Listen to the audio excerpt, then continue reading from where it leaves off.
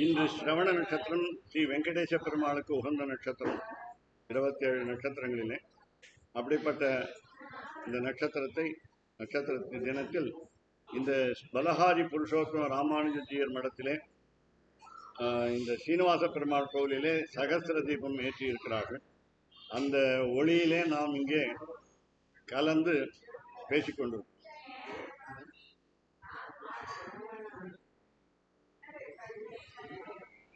சீனிவாசன் சுவாமி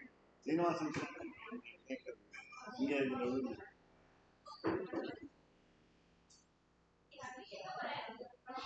இப்போ இந்த கீழ்வானம் என்ற 8வது பாசுரத்துக்கு பொருளை ஆழமாக பார்ப்போம்.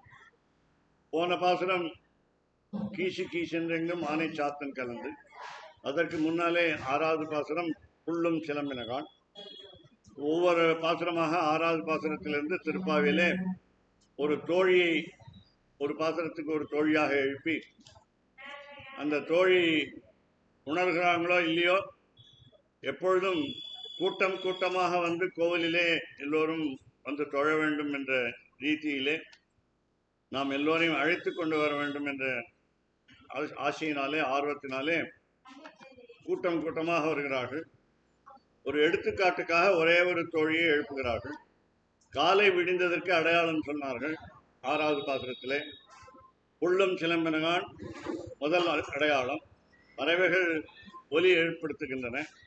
2வது அடையாளம் வெள்ளை விழிசங்கின் பேரரவம் கேட்டிலையோ என்று. 3வது அடையாளம்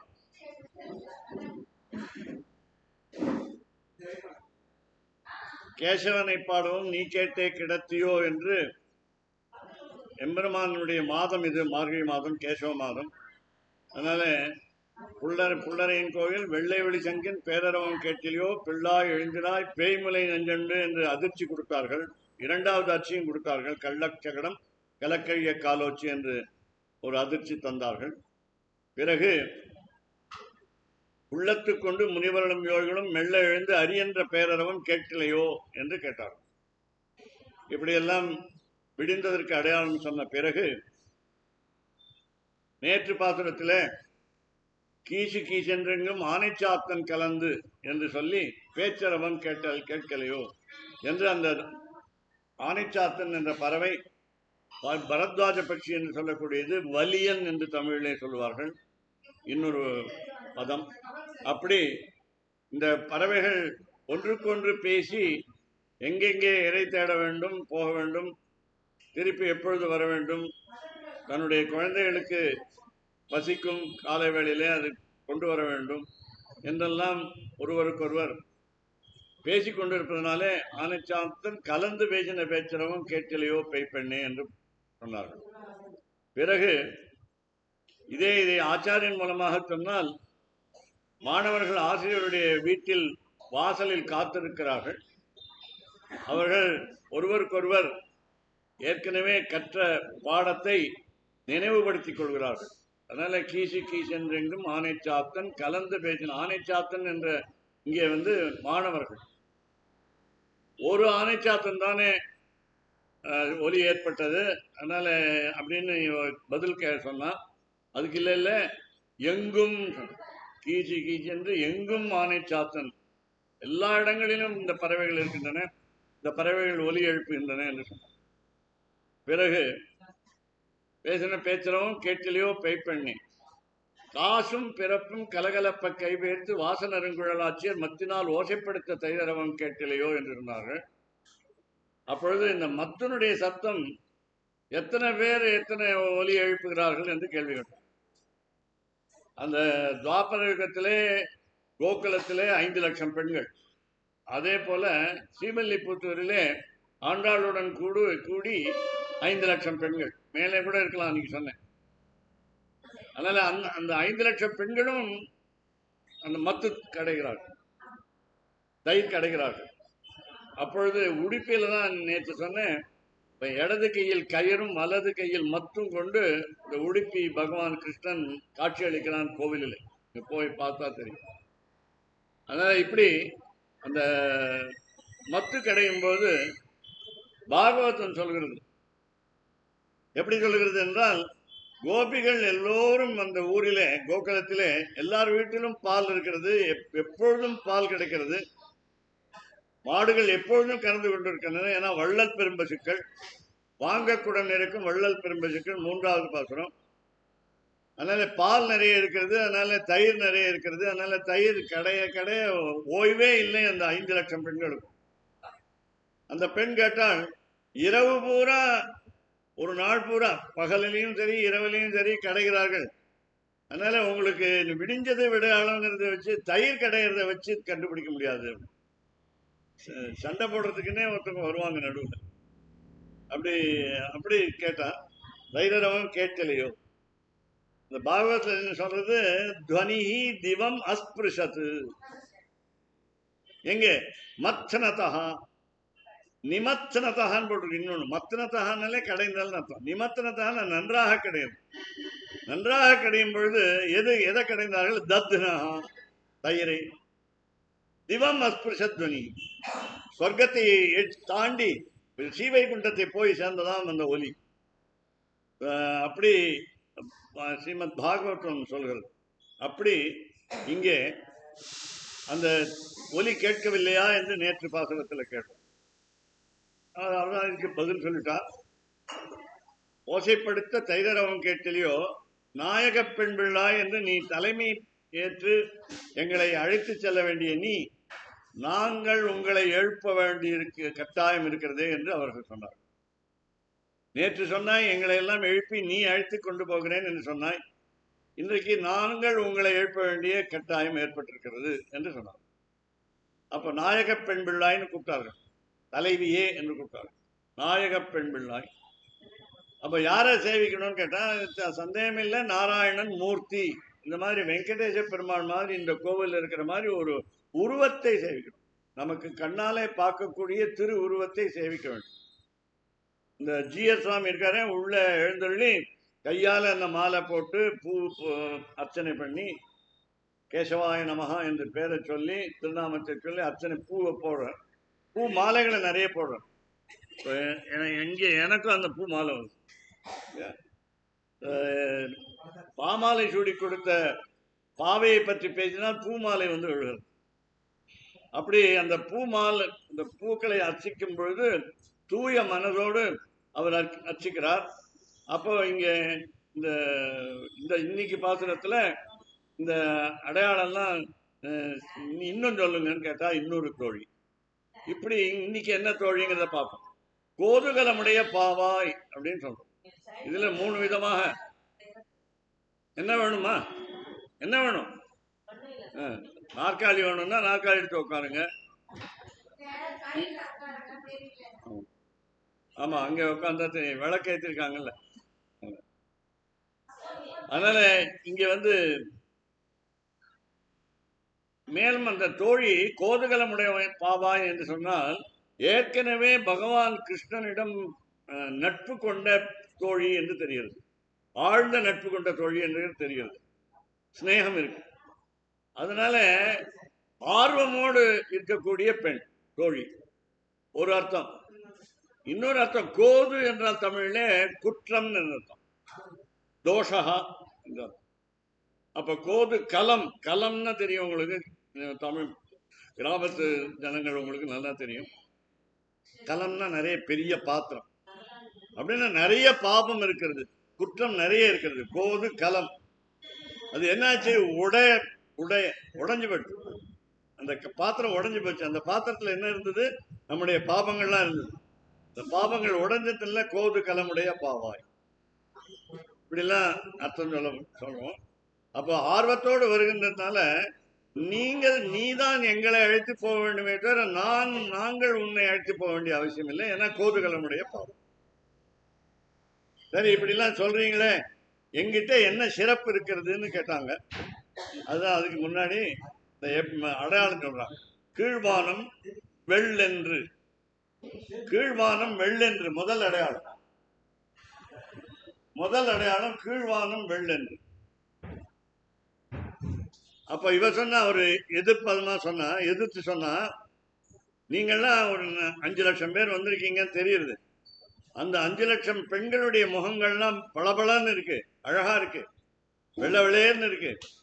அதனால உங்களுடைய முகம் ஆகாசத்தில் வானத்தில் பட்டு திரும்பி வந்து வானமே வெள்ளையாக தெரியும். கீழ்வானம் வெள்ளென்று கிழக்கு வெளுக்கவில்லை, உங்கள் வெள்ளை முகத்தாலே அது இருட்டு கூட வெள்ளையாயிடுச்சு. அதனால கீழ்வானம் வெள்ளென்றுங்கிறது முதல்ல நீங்க சொன்னது தப்பு அப்படின்ட்டான். அதனால கீழ்வானம் வெள்ளென்று. அப்புறம் 2வது அடையாளம் பாருங்கன்னு இந்த 5,00,000 தோழிகள் கேட்கிறாங்க. எருமை சிறுவீடு மேய்வான் பரந்தனகான் அப்படின்னு 2வது அடையாளம் சொல்றாங்க.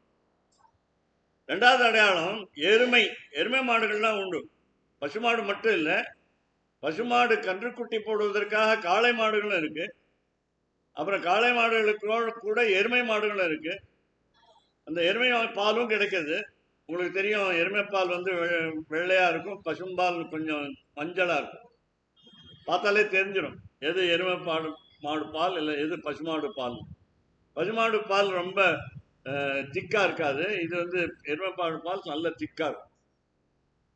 அதனால இந்த மீட்டர் லாக்டோமீட்டர்னு ஒன்று போட்டு பார்ப்பாங்க, அது சரியா இருந்தா அது எடுத்துப்பாங்க கூட்டுறவு இதுல எல்லாம், கடையில எல்லாம். அப்படி இந்த எருமை என்னன்னா காலையில என்ன பண்ணுவாங்க, எருமை மாட்டை அவிழ்த்து மேய விட்டுருவாங்க. அவங்க என்ன, அந்த எருமை மாடுகளை என்ன செய்யும், இந்த பனி பெய்கிறது மார்கழி மாதத்துல, இந்த பனி அந்த துளி தண்ணீர் துளி இந்த புல்லு மேல இருக்கும், அது பேர் பனிப்புல்னு பேர். இந்த பனிப்புல் மேயும் அந்த எருமை மாடு. இந்த பனிப்புல்லுக்கு தான் சிறு வீடுன்னு தமிழ்ல சொல்லுவாங்க.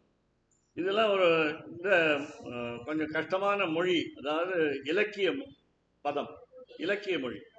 அது எப்படி தெரிஞ்சு, இது மட்டும் எல்லாம் மற்றதெல்லாம் இடைப்பேச்சு முடைநாற்றம் உள்ள இந்த ஆண்டாள் எப்படி இந்த இடத்துல நல்ல பதமா போட்டான்னு கேட்டா, பெரியாழ்வாருடைய சிக்ஷைன்னு சொல்ல அவர் கொடுத்த பாடம்.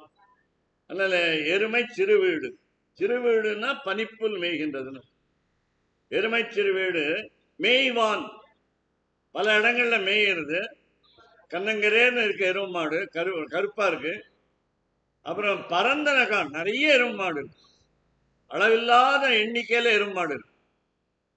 அதனால செல்வந்தனவன் நந்தகோபன்கிறவன் ஆண்டாளுடைய தந்தை, அதாவது இந்த இடத்துல கண்ணனுடைய தந்தை.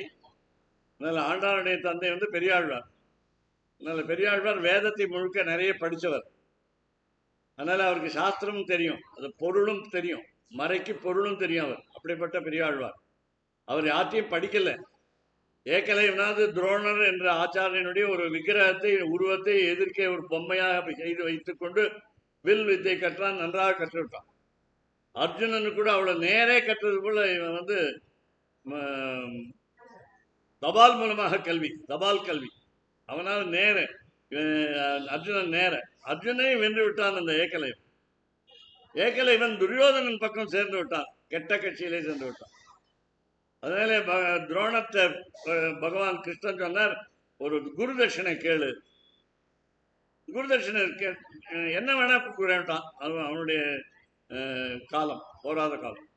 உன்னுடைய வலது கை கட்ட வரல கொடுன்னு கேட்டான், வெட்டி கொடுத்துரு, அது இருந்தாதான் வில்லு எடுத்து அப்படி அனுப்ப முடியும். அதனால கொடுத்துட்டான். அதனால ஏகலைவன் இந்த கெட்ட கட்சியிலே சேர்க்காம பண்ணிட்டார் பகவான். அது ஒரு விளையாட்டு லீலை. இங்கே இந்த எருமைச்சிறு வீடு மேய்வான் பரந்தனகான், நிறைய எருமை மாடு போயிருக்கு, எல்லாம் பனிப்புல் மேய போய்விட்டது. இதெல்லாம் பார்த்தா உனக்கு தெரியலையா, விழிந்த ஒரு பாடு தான் இந்த எருமை மாடை வெளியில அனுப்புவாங்க. பசுமாடாவது வெளியில போனா எல்லாருக்கும் இருட்டுல கண்ணு தெரியும், வெள்ளையா இருக்கும். இது கருப்பா இருக்கிறதுனால எங்க எருமாடு வருதுன்னு யாராவது போய் முட்டிக்கலாம். அதனால அதுக்காக ஆபத்து இருக்கும், ஜாக்கிரதையா போவாங்க எல்லாரும். அப்படியே வெளிச்சம் வந்த ஒரு பாடு தான் எருமாடு கிளம்பிருக்கு, அப்படிதான் விடுவாங்க. அப்படி சொன்னா அதுக்கு பதில் சொன்னா, நீங்க வெள்ளை முகத்தர், நீங்க எல்லோருமே வெள்ளை முகம் கொண்டவர்கள். ஏற்கனவே நீங்க கீழ்வானம் வெள்ளைங்கிறது பொய் சொன்னீங்க. அது வந்து ஆகாசம் வந்து வெள்ளையா இல்லை, உங்க முகத்திலேருந்து அது பிரதிபலிக்கிறது, அதனால வெள்ளையா இருக்குன்னு சொன்னோம். 2வது, இந்த நீங்க உங்களுடைய வெள்ளை முகத்தினால இந்த வெளிச்சம் அந்த வானத்துல இருட்டு போய்கொண்டு இருக்கிறது. அந்த இருட்டு போறதெல்லாம் போய் எரும மாடுன்னு நீங்க சொல்றீங்க. அதனால எரும மாடு போகல, இந்த இருட்டு தான் விலகி கொண்டு இருக்கிறது. வானம் வானம் வெளிச்சமாக இருக்கிறதுக்கு காரணம், ஒளி மிகுந்து இருக்கிறதுக்கு காரணம் உங்களுடைய முகங்கள் அப்படின்னு சொல்லிட்டோம். இதுக்கும் பதில் சொல்லிட்டோம். எருமை சிறுவீடு மேய்வான் பரந்தனகான். இவ கேட்டா நீங்க வந்திருக்கிறது 5 லட்சம் பேர்னு கணக்கு சொன்னீங்க. ஆனா 1000 பேர் தான் இருக்காங்க போல் இருக்கேன், 1000 பேர் கூட இருக்காது போல் இருக்கேன்னு சொன்னான். அவர் சொன்னா, இவங்க சொன்னாங்க மிக்குள்ள பிள்ளைகளும் மீதி இருக்கிற 5 லட்சம் பேர்ல 1000 போக மீதி அவ்வளவு 4,99,000 பேரும் என்ன பண்றாங்க, எங்க போயிருக்காங்க, போயிட்டே இருக்காங்க. போவான் போகின்றாரை. அதனால மிக்குள்ள பிள்ளைகளும் போவான் போய்கொண்டிருக்கிறார்கள். போவான்னா போய்கொண்டிருக்கிறார்கள், போகிறான் இல்லை, அவங்க கிளம்பிட்டாங்க போறாங்க. போவான்னு சொல்றீங்களே, என்ன மறந்துட்டு போயிட்டாங்களா? அப்புறம் நான் எதுக்கு வரணும் அவங்களோடங்கிறான். அடுத்த கேள்வி, எதுக்கு எடுத்தாலும் எதிர்த்து பேசுறது. அதனால மிக்குள்ள பிள்ளைகளும் மீதி எல்லாரும் இந்த குழந்தைகள்லாம் எங்கே, பெண் குழந்தைகள்லாம் என்னோட தோழிகள்லாம் எங்கேன்னு கேட்கிற பொழுது அவங்கெல்லாம் திரும்பி அவங்கெல்லாம் போயிட்டாங்க, போயிட்டு இருக்காங்க. அப்ப என்னை மறந்து விட்டார்களா என்று திருப்பி கேள்வி. அப்ப எனக்கு நட்பு இல்லையா, ஏன் என்னை மறந்தார்கள்? அவ கேள்வி விடிஞ்சது எழுந்துன்னா 1000 கேள்வி இவ கேட்கணும். அதனால 1000 பேர் வந்திருக்காங்க, அதுக்காக 1000 கேள்வியா கேட்கணும். அதனால போவான் போகின்றாரே, நாங்க என்ன பண்ணோம், நீ வரலன்னு சொன்னோம், கத்தி சொன்னோம், போயிட்டு இருக்கிறவங்கள பார்த்து சொன்னோம், இந்த மாதிரி ஒரு பொண்ணு நம்ம ரொம்ப வேண்டிய பெண்ணு, தோழி, ஆழ்ந்த நட்புடைய தோழி, எம்பெருமான் கண்ணனை ஏற்கனவே தெரிந்த தோழி, அதுதான் ரொம்ப மிகவும் நெருங்கிய தோழி. அந்த தோழியை விட்டுட்டு நாம போகலாமான்னு கேட்டோம். உடனே நின்றுட்டாங்க. எப்படி நின்றுட்டாங்கன்னா, திடீர்னு ஒரு கூட்டத்தில் பாம்பு அப்படின்னு கத்தினா என்ன பண்ணுவீங்க? எல்லாரும் இழந்து.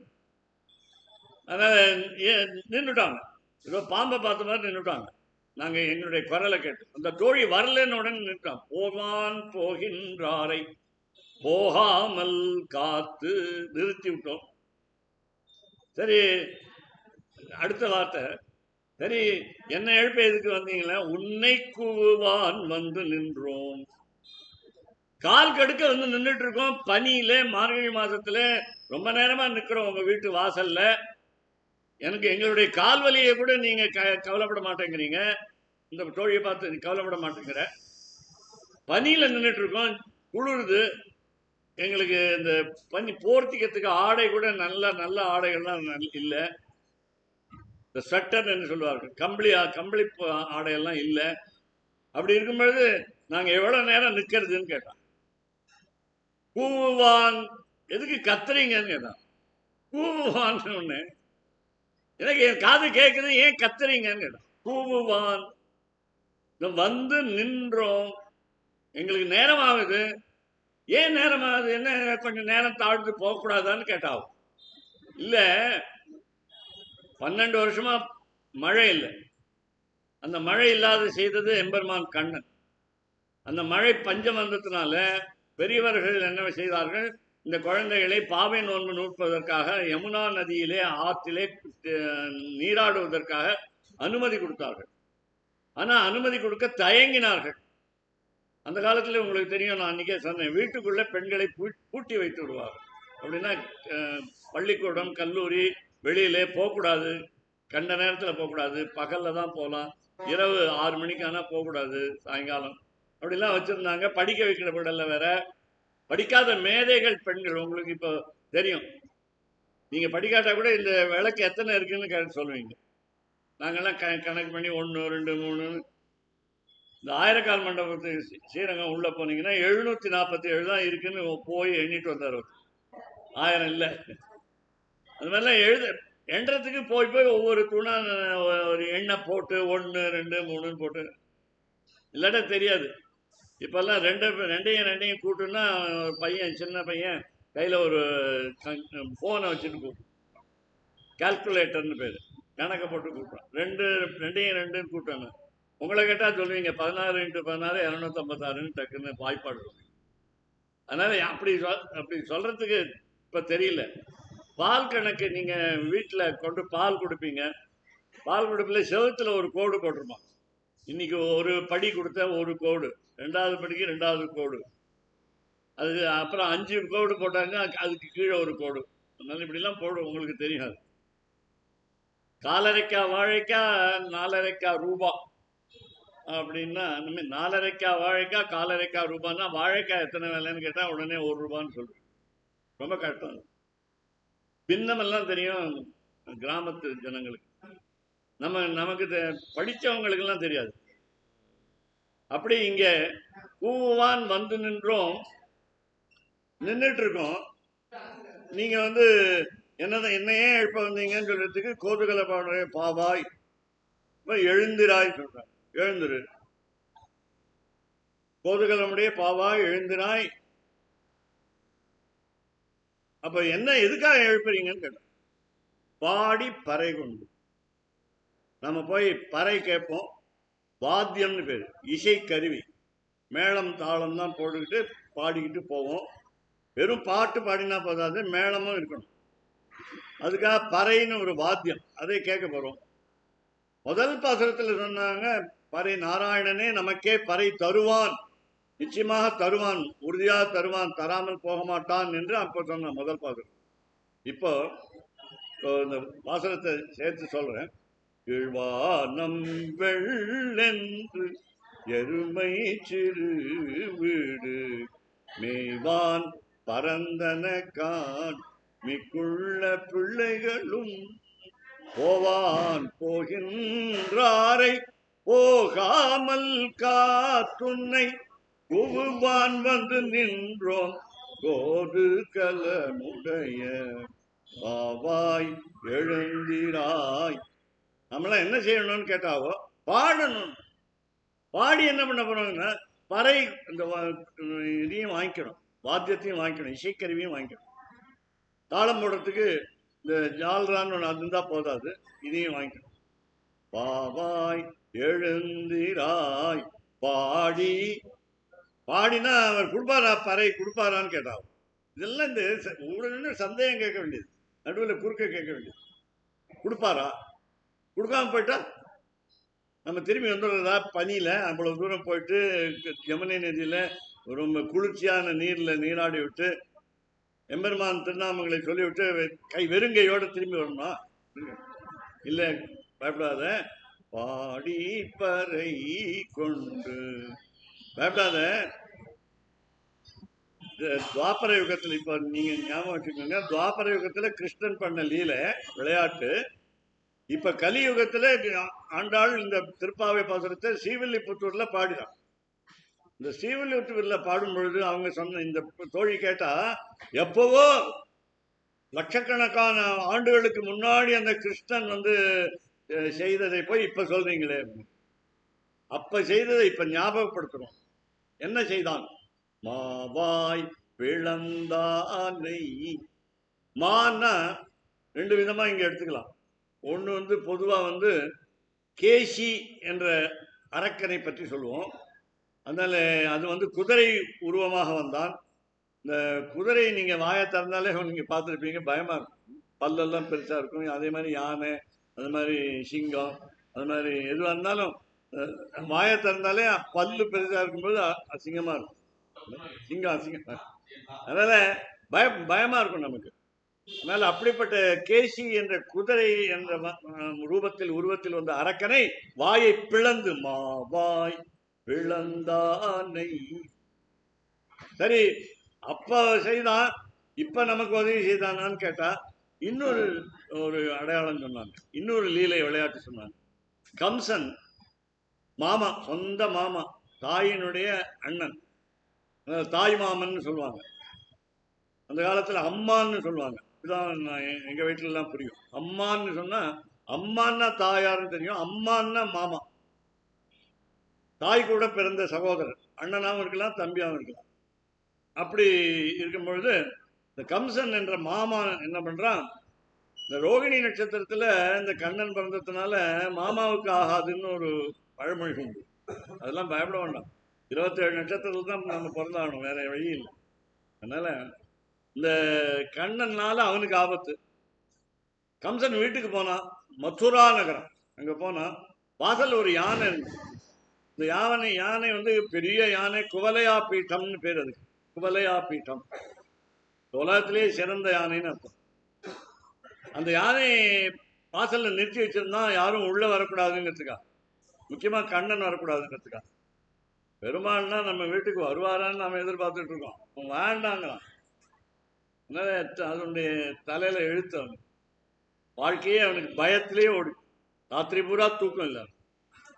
அதனால கம்சன் அந்த வாசல்ல நிறுத்திட்ட யானையை பார்த்தா, அந்த கண்ணனும் அந்த அண்ணனும் யாரு பலராமன் ரெண்டு பேரும் போய் அந்த ரெண்டு கொம்புல, யானை கொம்புல உட்காந்து இந்த ரெண்டு கொம்பையும் உடைச்சு, தந்தத்தை உடைச்சு அதாலேயே அதை குத்தி கொண்டான். தன்வினை தன்னை சுடும் சொல்லுவாங்க.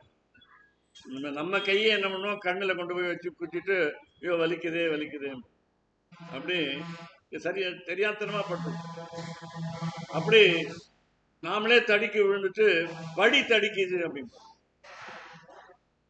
பாதையில போயிட்டே இருக்குச்சு. நாம போய் முள்ளு மேல கால் வச்சுட்டு முள்ளு குத்திருச்சு, முள்ளு நம்ம காலில் குத்திருச்சு. அது வந்து அதுவா வந்து உங்க வீட்டுக்கு வந்தா குத்திச்சு, நீங்க தான் நேரம் போனீங்க, அது மேல கால் வச்சீங்க குத்து, இப்படிலாம் சொல்லுவோம். நாங்கள் இன்னொருத்தரை வழிபடுறதுங்கிறது ரொம்ப சுலபம், அப்படி ரொம்ப எளிமை.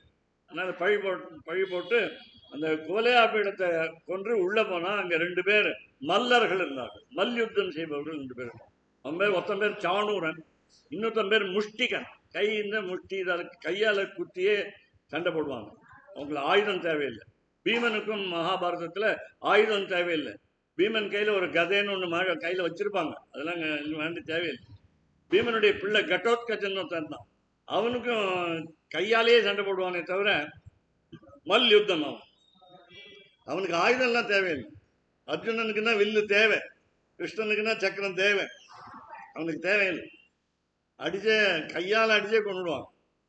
பார்த்துருப்பீங்க இந்த மலையாள தேசத்துல கையா பெரண்டு அடித்துக் கொள்வார்கள், உருண்டு பெரண்டு அடித்துக் கொள்வார்கள். கையில ஒன்றும் கத்தி எல்லாம் ஒன்றும் இருக்காது. அப்படி ரெண்டு பேர் இருந்தாங்க. அதனால உள்ள போனா அந்த ரெண்டு பேரையும் சந்தித்தான். அவங்க பலராமன் ஒருத்தனையும் கண்ணன் ஒருத்தனையும் முடிச்சான். கம்சனுக்கு ஆட்டங்கள், ஏற்கனவே நாற்காலி ஆட்டம், இது இன்னும் ஜாஸ்தி ஆட்டம், நடுங்க ஆரம்பிட்டான். அதனால மாவாய் பிளந்தானை மல்லரை மாட்டிய, மல்லரை மாட்டி விட்டுட்டான்னு சொல்லுவாங்கல்ல, மாட்டி விட்டான். மல்லரை மாட்டி விட்டான் கம்சன். இவன் கண்ணன் கையால, எம்பெருமான் கையால அவங்களுக்கு மோட்சம் அதனால கிடைச்சிருச்சு, நல்ல வரம். அதனால வசுதேவ சுதம் தேவம் கம்ச சாணூர மர்தனம் தேவகி பரமானந்தம் கிருஷ்ணம் வந்தே ஜெகத்குருன்னு ஆதிசங்கராச்சாரியர் கிருஷ்ணாஷ்டகம் என்ற 8 பாடல்களே எழுதினார். முதல்ல இது அப்படிதான், கம்ச சாணூர மர்தனம். மொத்தம் பேர் தான் சொன்னார், முஷ்டிகங்கிற பேர் சொல்லலை. பேரு சொல்றது கூட லாயகில்லாமங்கிற மாதிரி எப்ப எம்பெருமானோட சண்டை போட்டானோ. அதனால இந்த ரெண்டு பேரையும் சமாளிச்சாங்கிறது கம்ச சாணூர மர்தனம். இப்படி நசுக்கிட்டான்னு சொல்லுவான். மர்தனம்னா நசுக்கிறது, கொசுவை நசுக்கிற மாதிரி நசுக்கிட்டு. அப்படி இங்க ஆனா அந்த கம்சனுக்கு பயம் வந்துருச்சு. அதனால இங்க சொன்ன அவன் மல்லரை மாட்டி. அப்ப நீங்க என்ன சொல்றீங்க, எனக்கு எல்லாம் தெரியும், நீங்க சொன்னீங்களோ இல்லையா, என்ன நான் நெருங்கிய தோழின்னு, கண்ணனுக்கு நெருங்கிய தோழின்னு சொன்னீங்களே, கோதுகலமுடைய பாவான்னு சொன்னீங்கல்ல, எனக்கு இந்த நீங்களாம் கதை விடாதீங்க, எங்களுக்கு தெரியுங்க. என்ன தெரியும்னு கேட்டான். பிறந்த பொழுது நடு இரவிலே ரோகிணி நட்சத்திரத்திலே அஷ்டமி திதியிலே அவதரித்த கண்ணன் அவனை பார்த்து, அந்த திருமகனை பார்த்து, திருக்குமாரனை பார்த்து, பிள்ளையை பார்த்து என்ன சொன்னான், அப்பா வசுதேவர் தேவதேவேசன் கூப்பிட்டான், தேவதேவேஷ அப்படின்னு கூப்பிட்டான். அப்புறம் இந்த யமுனை ஆறுல நதியில காளியன் ஒரு பாம்பு வந்தான். இந்த பாம்பு அந்த யமுனை நதியை விஷமாக்கினான். அவன் கூட எல்லாரும் அவனுடைய குழந்தைகள்லாம் வந்தாங்க, பாம்பு குழந்தைகள்லாம் வந்தாங்க. ஆறு பூரா விஷமாயிடுச்சு. அதனால இங்க அந்த கோபியர்கள், அந்த இடைச்சிகள் போய் குளிக்கும் பொழுது இந்த விஷ தண்ணியில குளிக்க முடியாம போயிடுச்சு. அந்த விஷ தண்ணியை குடிச்சா அவங்க மரணம் அடைஞ்சிடுவாங்கிற பயம் வந்துடுச்சு, எல்லாருக்கும் தெரிஞ்சு போச்சு. ஏன்னா நீங்க பார்த்தாலே தெரியும், தண்ணீர் வந்து நீல நிறத்துல இருந்தா அது விஷம் இருக்குன்னு தெரியும். ஆனா உங்களுக்கு என்ன தெரியும், வேடிக்கை என்னன்னா அது விஷம் வந்து வெள்ளையா இருக்கும், ஆனா தண்ணீர்ல கலந்தா நீலமாயிடும். அது மாதிரி ஒரு அதுக்கு கெமிக்கல் ரியாக்ஷன். அதனால நம்ம உடல்லையும் அந்த ஏதாவது ஒரு விஷம் இருந்ததுன்னா ரத்தம் வந்து சிவப்பா இருக்கும். உங்களுக்கு தெரியும், நம்ம உடல் ரத்தம் சிவப்பா இருக்கும், ஆனா அது நீளமாயிடும் விஷம் உள்ள போச்சா. அதனால நீங்க ஏதாவது மருந்து சாப்பிட்டீங்கன்னா கூட வைத்தியர் கொடுத்து அது கூட விஷம் ஆயிடுதுன்னு சொல்றோம். வயிறு வலிக்க ஆரம்பிச்சிருது, வயிறு வலிக்கா நீங்க மருந்து சாப்பிட்டீங்க, வயிறு வலி இன்னும் ஜாஸ்தி வலிக்க ஆரம்பிச்சு. டாக்டர் இதான் ஒரு டாக்டர், இதுதான் டாக்டர் வெங்கடேஷா வைத்தியா நாராயணோ ஹரி, வைத்தியோ நாராயணோ ஹரி. அதனால இங்க அந்த மல்லரை மாட்டிய அடுத்தது சொன்னா இவங்கெல்லாம் யாரை போய் சேவிக்க போறோம்னு கேட்டா போன தடவை மாதிரி. அதனால தேவாதி தேவனை சென்று நாம் சேவித்தால், தேவாதி தேவனை. இந்த காளி என்கிற பாம்பு அந்த யமுனா ஆறிலே, யமுனை ஆறிலே வந்து இருந்த பொழுது, குடியிருந்த பொழுது, இந்த கோபியர்கள்லாம் பயந்து கண்ணனிடம் முறையிட அந்த காளியன் பாம்பை அடக்க அதனுடைய தலையிலே ஏறி நடனமாடினான் கண்ணன். அப்போ காளியன் சொன்ன பயம் தெரிஞ்சு போச்சு, நம்ம தலைமையிலேயே ஏறிட்டான் அவன். தமிழ்ல கூட அப்படிதான் சொல்றோம், தலைமையில ஏறிட்டான்னு சொல்றோம். தலைமையில ஏறின உடனே காளியன் கை கூப்பி என்னை விட்டுடு, என்னை கொன்னுடாத, நான் வேற எங்கேயாவது ஓடி போயிடுறேன் அப்படின்னா. அப்போ எப்படி கூப்பிட்டான் அந்த காளியன்? தேவதேவேஷ, சம்ஸ்கிருதத்தில் கூப்பிட்டான் தேவாதி தேவனை. அந்த தேவாதி தேவன் யாரு? வசுதேவர் பிறந்த அவதாரம் செய்த உடனேயே தந்தை கூப்பிட்டார் பையனை. அதே மாதிரி இந்த காளி என்கிற பாம்பும் தேவதேவேஷன்.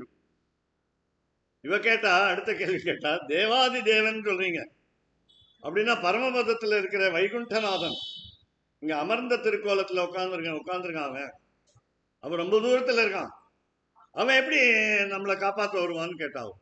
இதெல்லாம் ஒரு கேள்வி, நடுவில் கேள்வி கேட்கறதுக்கு கூட நல்லா தெரியும், நமக்கே தெரியும். உங்களுக்கு இப்ப எங்ககிட்ட சந்தேகம் எல்லாம் கேட்கலாம், நீங்க கடைசியில முடிச்ச உடனே கேட்கலாம், எதை வேணா கேட்கலாம். நீங்க அப்படி சொன்னீங்களே தப்பா இருக்கிற மாதிரி இருக்க, இல்ல இன்னொன்னு இது ஒண்ணு சேர்த்து சொல்லக்கூடாதா அப்படின்னு கூட கேட்கலாம். அதெல்லாம் சொல்லலாம், தப்பு இல்லை. எங்களுக்கெல்லாம் ரொம்ப வயசானாலும் அறிவு வந்து குறைச்சல்னு சொல்லணும். ஏன்னா உங்கள்கிட்ட இருந்து கத்துக்கணும், இவர்கிட்ட கத்துக்கணும். என்ன கத்துக்கணும்? விடாம நாம சங்கீர்த்தனம் பண்றாரு, கையில பசமே வச்சுக்கலையே, கையில பசமே, முகுந்தன் பேர் அவரு, கையில பசமே வச்சுக்கலையே. நாங்கெல்லாம் பசம் வச்சுட்டு தடமானோம், எங்க எந்த பக்கம் தெரியல, அப்படி இல்லை. அதனால தேவாதி தேவனை சென்று, அப்ப அவன் ஒருத்தர ஒரு சின்ன கதை என்னுடைய இன்று படித்தேன். ஒரு ராஜா என்ன பண்ணா, ஒரு அரசன் என்ன பண்ணா, அந்த சம்ஸ்கிருதத்துல ராஜான்னு சொன்னா உங்களுக்கு புரியும், அதனால தான் சொல்றோம், அதனால அரசன் சொல்ல வேண்டிய அவசியம் இல்லை. ஒரு நாட்டு தலைவன் சொன்னா, உங்களுக்கெல்லாம் ஒரு பரிசு தர போறேன், எல்லா மக்களுக்கும் ஒரு பரிசு தர போறேன்.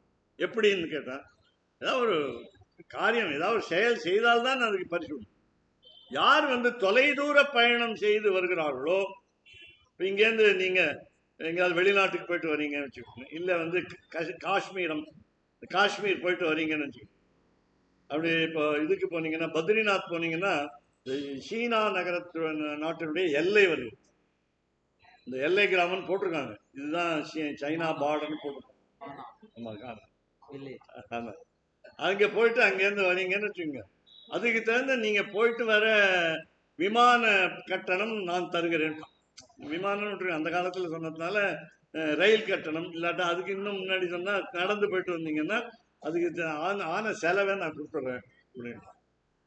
ஒரு ஒரு நம்மளை போல ஒருவனுக்கு ஒரு பேராசை, அவன் என்ன சொன்னான், என்ன பொய் சொன்னா, ஸ்ரீவைகுண்டத்துல இருந்து வரேன் அப்படின்னு.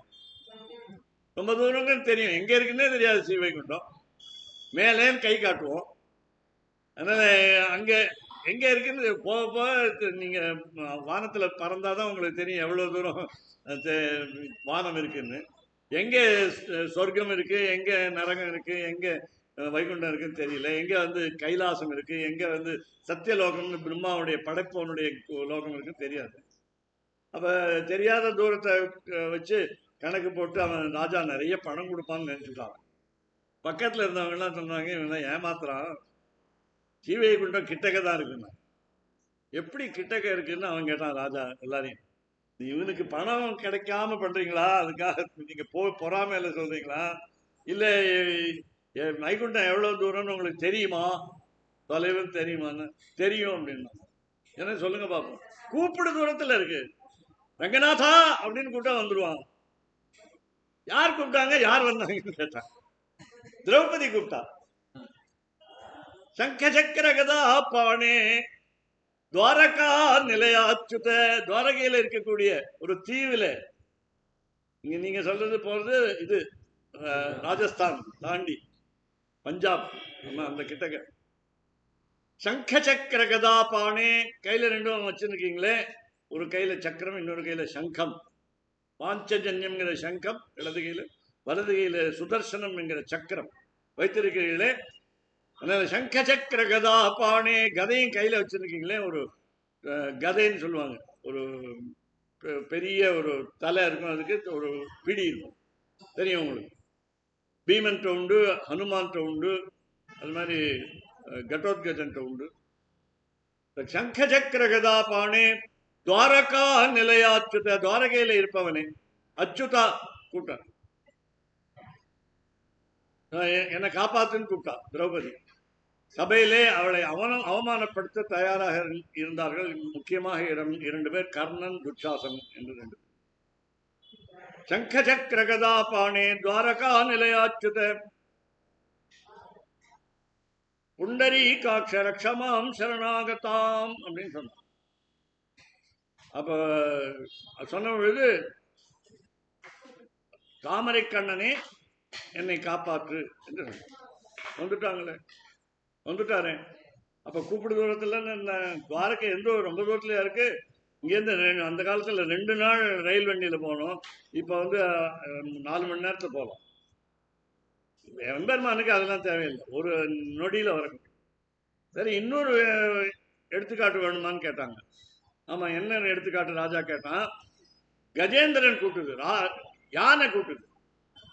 யானை 1000 ஆண்டுகளாக இந்த முதலையோடு சண்டை போட்டு கொண்டிருந்தது. முதலை தண்ணீருக்குள்ளே அது இழுத்தது, காலை பிடித்து, காலை கவ்விக்கொண்டு.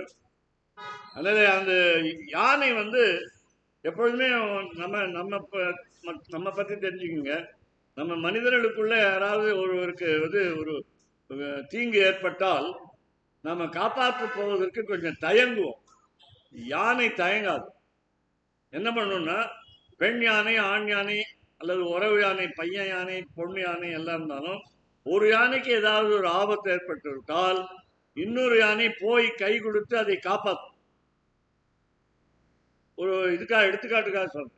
ஒரு பெரிய சேத்துக்குழி, சேர் இருக்கிறது, கால் உள்ள வச்சா உள்ள போயிடும். யானையும் பெரிய உருவம், அதுக்கு கனம் ஜாஸ்தி, வெயிட். காலை வச்சிருந்து சேருக்குள்ளன்னா அது உள்ள போயிடும்.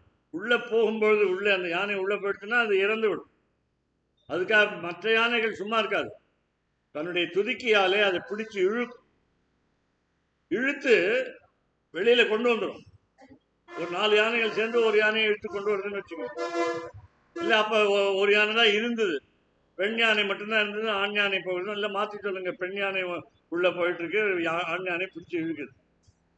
இந்த பெண் யானையை காப்பாற்ற முடியாதுன்னு தெரிஞ்சு போச்சு இந்த ஆண் யானைக்கோ, இல்லை இந்த ஆண் யானைக்கு பெண் யானையோ, பெண் யானைக்கு ஆண்.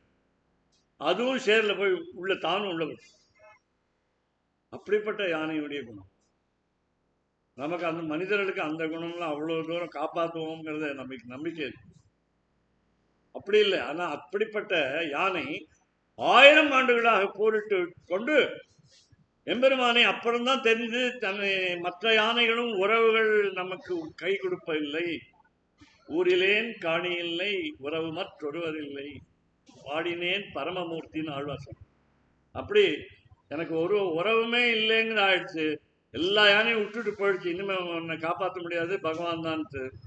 உடனே இந்த பாகவத்தை சொல்ற மாதிரி, நாராயணா அகில குரு பகவன் நமஸ்தே கத்தி.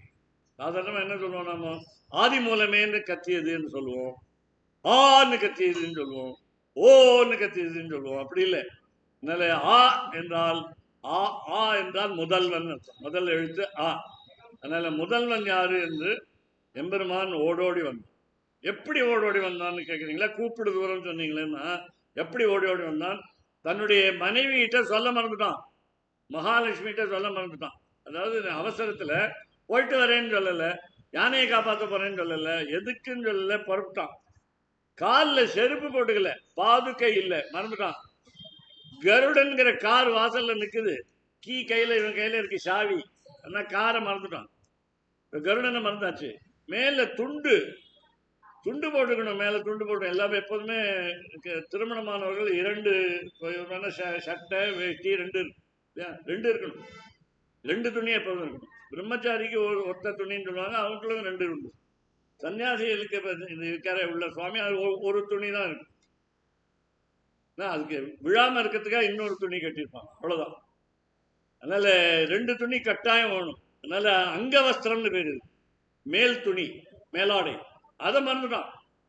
கையில சக்கரம் எடுத்துக்கணும், அதை கொஞ்சம் ஓய்வு வச்சிருந்தான், படுக்கிற போது கைட்டி வச்சிருந்தான், அதை எடுக்க மறந்து, எல்லாத்தையும் மறந்துட்டான். அலை குலைய சொல்றான் ஓடி.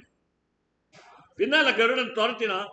பாதுகை ஒட்டி கொண்டது, மகாலட்சுமி திருமார்பிலை ஒட்டி கொண்டாள், சக்கரம் கையிலே ஒட்டி கொண்டது.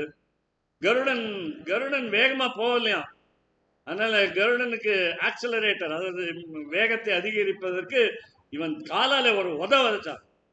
நீ கொஞ்சம் என்னை விட வேகமா போகாம நீ என்ன பின்னால வந்துட்டு இருக்க, கருடன் இழுத்துக்கிட்டு போன. அப்படி கூப்பிடு தூரத்துல வந்த பெருமாள் தேவாதி தேவனை நாம் என்ன பண்ணணும்? சென்று. அன்னைக்கே சொன்னேன், நீங்க கிராமத்துல இருந்து எங்கெங்கோ வந்திருக்கீங்க, திருவண்ணாமலை பக்கத்துல போரூர்ல இருந்து வந்திருக்கீங்க, சில பேர் எத்தனையோ கிராமத்துல இருந்து வந்திருக்கீங்க. கடவுளை சேவிப்பதற்காகவே வந்திருக்கு, வேற ஒன்றும் உங்களுக்கு. நாள் பூரா இங்கேயே உட்கார்ந்து இந்த ஸ்ரீரங்க திவ்ய கஷேத்திரத்தில் அமர்ந்து சாப்பிடுகிறீர்களோ இல்லையோ எம்பெருமானை நினைத்து கொண்டே இருக்கு. ராமா ராமா கிருஷ்ணா கிருஷ்ணா இவர் சொல்லும் பொழுது நீங்க எல்லாரும் சேர்ந்து சொல்லணும். அழகா சொல்ற, ஒன்றும் கத்த வேண்டாம். இவர் அழகா சொல்றாரு, நீங்க பின்னால திருப்பி சொன்னா போ. அவர் ராமானா நீங்க ராமா, அவர் கிருஷ்ணானா கிருஷ்ணா, அழகா சொல்ற. அதனால அந்த மாதிரி ஒருத்தர் சொல்லும் பொழுது வாயை மூடிட்டு மௌனமா இருக்கக்கூடாது. ஏன்னா அவர் ரொம்ப அழகா சொல்றாரு. ஏன்னா பாடி சொல்றாரு, திருப்பாவை பாடி சொல்ற மாதிரி பாடி சொல்றாரு. தன்யாசிங்கிற ராகத்துல இன்னைக்கு பாடினோம். தேவாதி தேவனை சென்று நாம் சேவித்தால், கிட்டக்க போனா போதுமானு கேட்டா அடுத்த கேள்வி. தேவாதி தேவனை பார்த்துட்டோம், வெங்கடேச பெருமாளை பார்த்துட்டோம். இந்த விளக்கு ஏற்றத்துக்காக என்ன பண்ணாங்க, எல்லாரும் பக்தர்கள் நின்று கொண்டிருந்தாங்க. நீங்க தீர்த்தம் வாங்கிட்டீங்களா, சட்டாரி வாங்கிட்டீங்களா, துளசி எடுத்துக்கிட்டீங்களான்னு நான் ஒவ்வொருத்தரையா கேட்டேன். வெறுமை நின்றுட்டு இருந்தாங்க. ஓ விளக்கு பார்க்கணும், விளக்கு பார்க்கணும், அழகா இருக்கு, விளக்கு எழுதியது அழகா இருக்கு. வெங்கடேசனை மறந்துடுறாரு இல்லையா, வெங்கடேசனை உள்ள போய் சேவிக்காம இங்கேயே நின்றுட்டு இருந்தாங்க. ஞாபகப்படுத்த வேண்டியிருக்கு, போங்க போங்க போய் வாங்கிட்டு வாங்க. அதனால அதனால தேவாதி தேவனை சென்று நாம போகணும், அவர் இறங்கி வர மாட்டார். சென்று நாம் சேவித்தால் என்ன செய்யணும்னு அந்த கேள்வி கேட்டார் அந்த தோழி.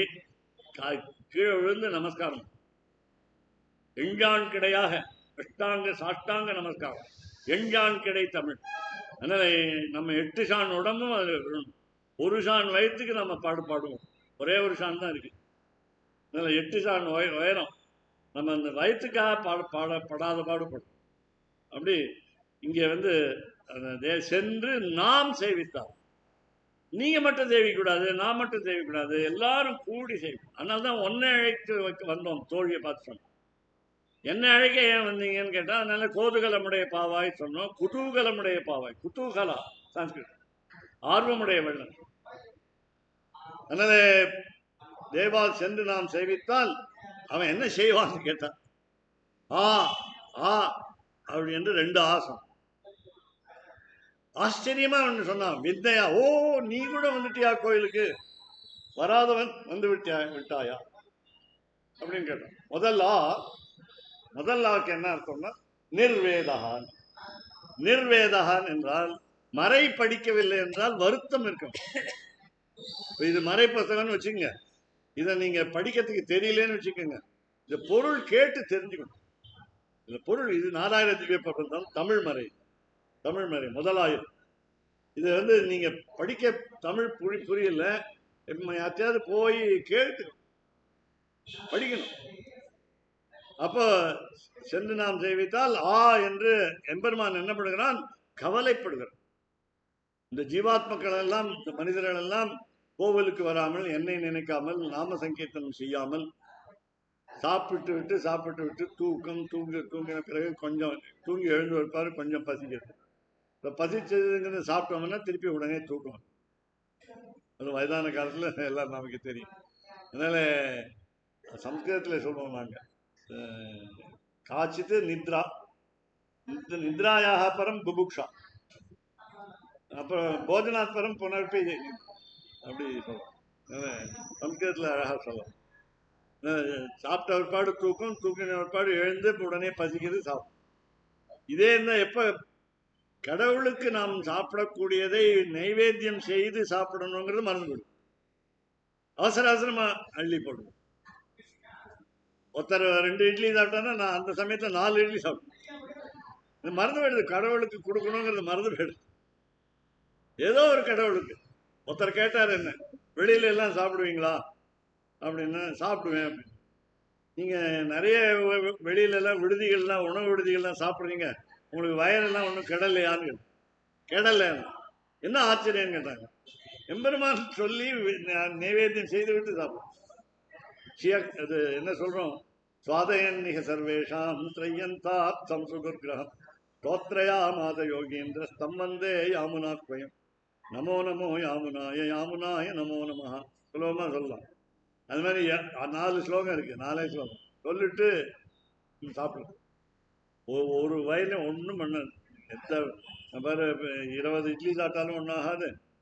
கொஞ்சமாக ஏதாவது ஒரு காரமாக ஏதாவது சாப்பிட்டுட்டீங்க, அதில் உப்பு அதிகமாக போயிடுச்சு, அதெல்லாம் சாப்பிட்டா ஒன்றும் ஒரு இரத்த அழுத்தம், சர்க்கரை நோய் ஒன்றும் வர. எம்பெருமானை நினைக்கணும், எம்பெருமான்கிட்ட அது சொல்லணும். இந்த மாதிரி இட்லி சொல்லணும், இட்லியை தருகிறேன்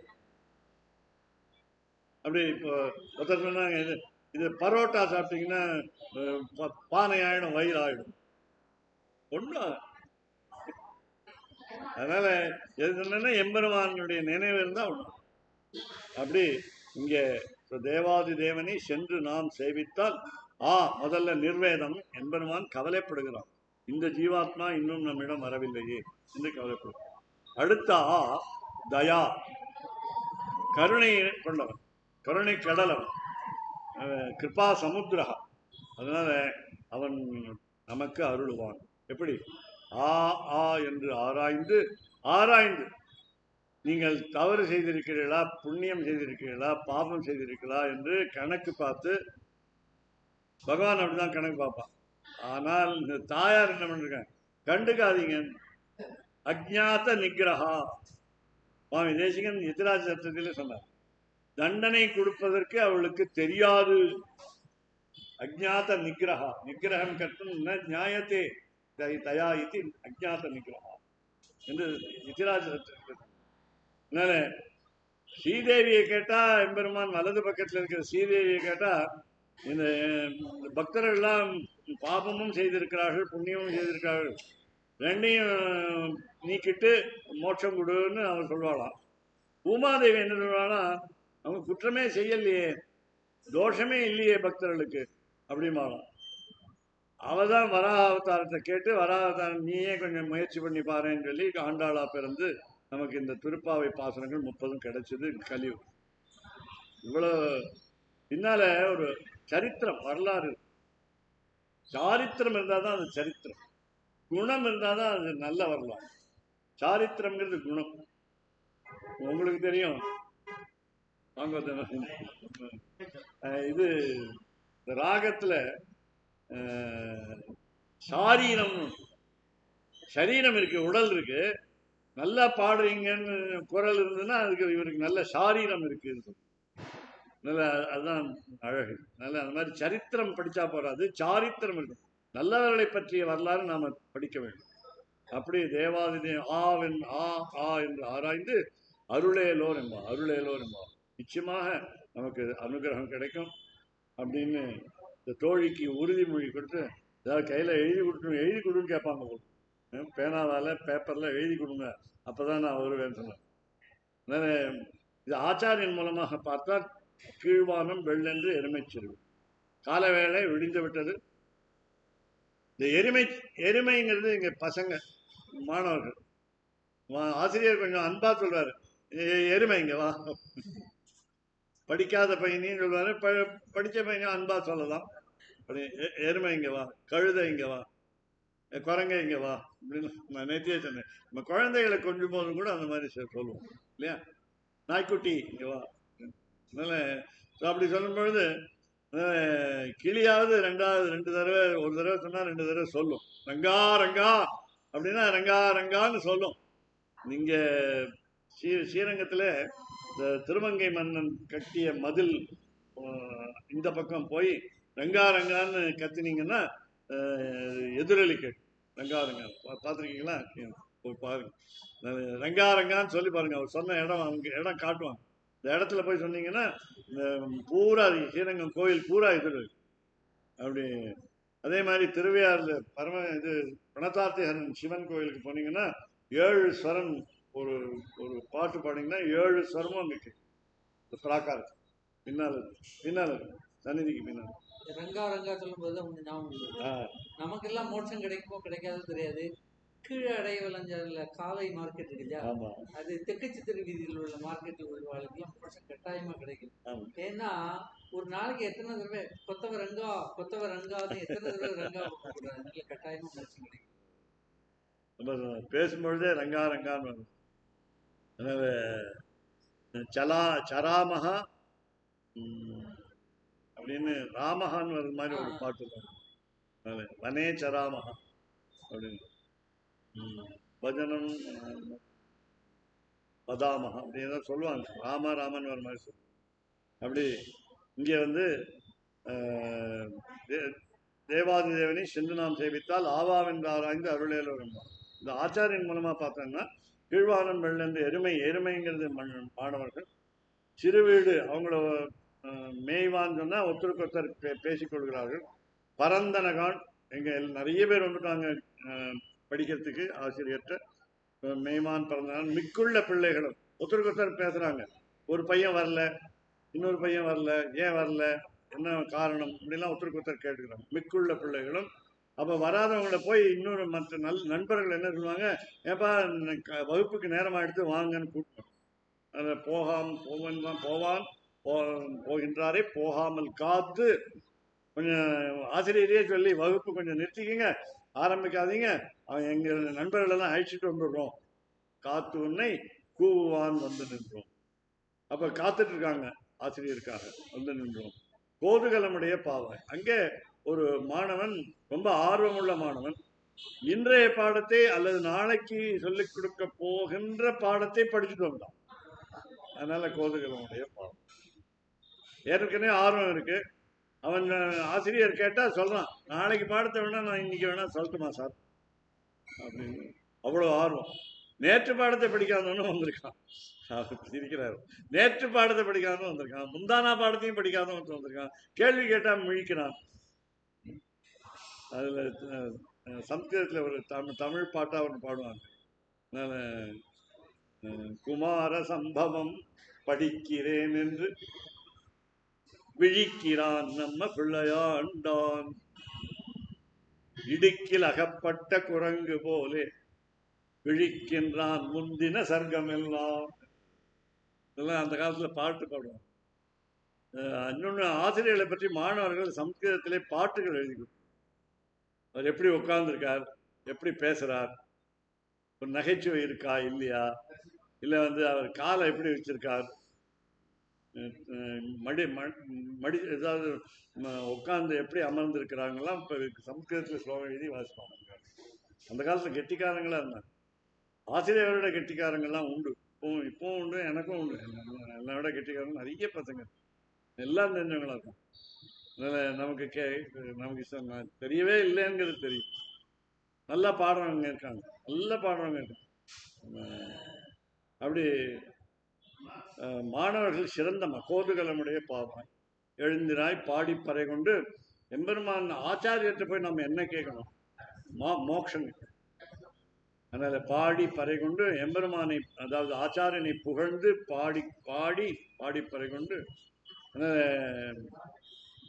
அப்புறம் தேவாதி தேவனை, அதுக்கப்புறம் ஆச்சாரியனுக்கு அப்புறம் அடுத்தது பகவானை நம்ம சேவித்தால், சென்று நாம் சேவித்தால், ஆச்சாரியனோடு சேர்ந்து ஆசிரியரோடு சேர்ந்து கோவிலுக்கு போய் நாம் சேவித்தால் ஆபாவென்றாராய்ந்து அருள்.